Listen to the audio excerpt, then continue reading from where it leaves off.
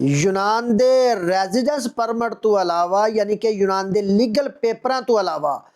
किहड़े ऐसे पेपर ने जिहड़े कि तुहाडे कोल मौजूद होण ते तुहानूं पुलिस गिरफ्तार नहीं कर सकदी। अगर पुलिस गिरफ्तार कर भी ले ते तुसीं बिल्कुल भी कैंप दे अंदर 2 साल या 18 माह नहीं गुजारने। उन्हां पेपरां दे मौजूद होण दी वजह तो तुहाडा वकील तुहानूं आसानी रिहा करवा सकदा है और तुसीं डिपोर्टेशन तो भी बच सकदे हो। पहले नंबर ते तमाम वो अफराद जिन्हां ने 3 साल इमीग्रेशन के थ्रू पेपर अपलाई किए ने, चाहे उन्होंने कोई VVOC हाले तक मिली है या नहीं मिली, अगर तुहाडी फाइल ऑनलाइन शो हो रही है तो पुलिस तुहानूं फिर भी गिरफ्तार नहीं कर सकती। फॉर एग्जाम्पल अगर पुलिस तुहानूं गिरफ्तार कर भी लैंदी है तो तुहाडा वकील तुहानूं आसानी रिहा करवा सकता है और तुसीं डिपोर्टेशन तो बच सकते हो। नंबर 2, तमाम वो अफराद जिन्हां 7 साल इमीग्रेशन अपलाई की है यानी कि 7 साल के सबूतों के पेपर अपलाई किए ने, उन्होंने भी पुलिस गिरफ्तार नहीं कर सकती। अगर फॉर एग्जाम्पल पुलिस तुहानूं दौराने चैकिंग गिरफ्तार कर लैंदी है तो तुहाडा वकील तुहानूं आसानी रिहाई दवा सकता है और तुसीं डिपोर्टेशन तो बच जाते हो। नंबर 3, तमाम वो अफराद जिन्हां ने VVOC लई और VVOC की बेहेव ते और उन्होंने 3 साल इमीग्रेशन अपलाई कर दी या 7 साल इमीग्रेशन अपलाई कर दी, जो उन्होंने पेपर अपलाई किए और पेपर रिजैक्ट होने तो बाद पर फेरी की तरफ उन्होंने 5 साल का बैन लग गया और उन्होंने वकील नाल राबता करके अपनी अदालत लवा ली। और जो तुहाडी पहली अदालत आई तो जिहड़ा अदालत ने पहली अदालत ही तुहानूं पेपर जारी किया, यानी अदालत की तरफों जिन्होंने असीं सिंपल अल्फाज दे विच पेफतन दिलोसी कह सकने अदालत की, अगर वो पेपर भी तुहाडे कोल मौजूद है तो पुलिस तुहानूं गिरफ्तार नहीं कर सकती। अगर दौराने चैकिंग पुलिस तुहानूं गिरफ्तार कर लैंदी है तो तुहाडा वकील उस पेपर ते बिहेव ते तुहानूं आसानी रिहाई दवा सकदा है और तुसीं डिपोर्टेशन तो बच जाते हो। यानी कि वो अदालत की तरफों पेपर दिता जाता है कि इस फर्द की अदालत हाले कंटिन्यू चल रही है, अदालत ने हाले इनूं कोई फैसला नहीं सुनाया, इस वजह तो तुहाडी बचत है। नंबर 4, तमाम वो अफराद जिन्हां दियां यूनान के अंदर सीरीयस अदालतां सन और अदालत की तरफों ही उन्होंने आर्डर जारी किए गए, हुक्म जारी किए गए कि उन्होंने 15 दिन तो बाद, 20 दिन तो बाद या 1 महीने तो बाद अपने मुतलका थाने दे विच जाके 1 साल, 2 साल या 3 साल तक अपनी हाज़री लवांदिया रहना है।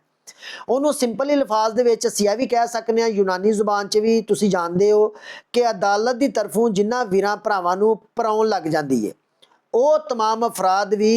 पुलिस गिरफ्तार नहीं कर सकती। अगर पुलिस फॉर एग्जाम्पल गिरफ्तार कर भी लैंदी है तो तुसीं किसी भी वकील नाल राबता करके ते आसानी रिहाई पा सकते हो और डिपोर्टेशन तो तुसीं बच जाते हो। नंबर 5 ते वो अफराद ने जिहड़े किसी भी जमीनदारे का काम करते हैं, किसी भी जमीनदारे वाले मालक को काम कर रहे हैं और उन्हें अपना आदिया रगासिया बनवाया है।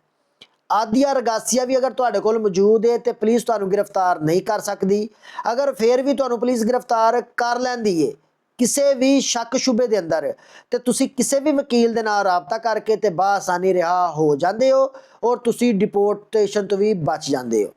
नंबर 6, तमाम वो अफराद जिन्हां यूनान के अंदर शादी की है, चाहे तुसां किसी ग्रीक नाल कीती है या किसी दूसरी कंट्री की लड़की नाल तुसां शादी की है तो तुसां पेपर अपलाई कर दिते ने शादी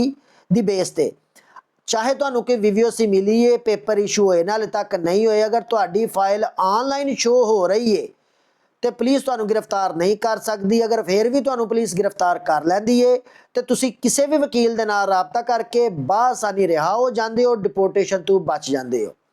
नंबर 7, तमाम वो अफराद जिन्हां यूनान के अंदर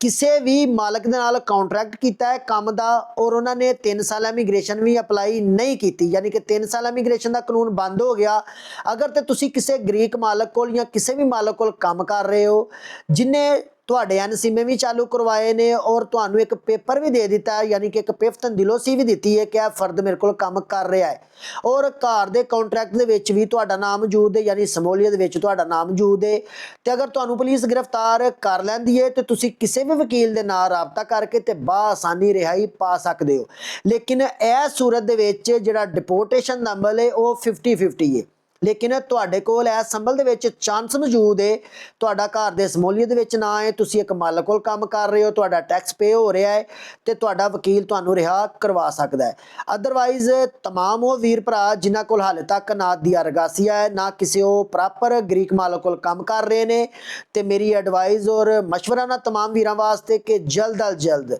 ਕੋਈ ਵੀ ਮਾਲਕ ਹਾਇਰ ਕਰੋ ਜਿਹੜਾ ਤੁਹਾਡਾ ਨਸੀਮੇ ਵੀ ਸ਼ੁਰੂ ਕਰਵਾ ਦੇਵੇ, ਤੁਹਾਨੂੰ ਕੋਈ ਪੇਪਰ ਵਗੈਰਾ ਦੀ ਜ਼ਰੂਰਤ ਪਏ तो भी ਤੁਹਾਨੂੰ ਦੇ ਦੇਵੇ ਤੇ ਤੁਸੀਂ ਘਰ ਦੇ ਕੰਟਰੈਕਟ ਦੇ ਵਿੱਚ ਨਾਲ ਲਾ ਲਵੋ ਤਾਂ ਕਿ ਤੁਸੀਂ ਆਪਣੇ ਆਪ ਨੂੰ ਥੋੜਾ ਜਿਹਾ ਮਹਿਫੂਜ਼ ਕਰ ਸਕੋ। ਬਾਕੀ ਸਾਰੇ ਵੀਰ ਭਰਾ ਦੁਆਵਾਂ ਯਾਦ ਰੱਖਿਓ। ਤੁਹਾਡੀ ਮੁਹੱਬਤ ਦੇ ਬਹੁਤ ਜ਼ਿਆਦਾ ਮਸ਼ਕੂਰ ਹਾਂ। ਜਜ਼ਾਕੱਲਾ ਖੈਰ।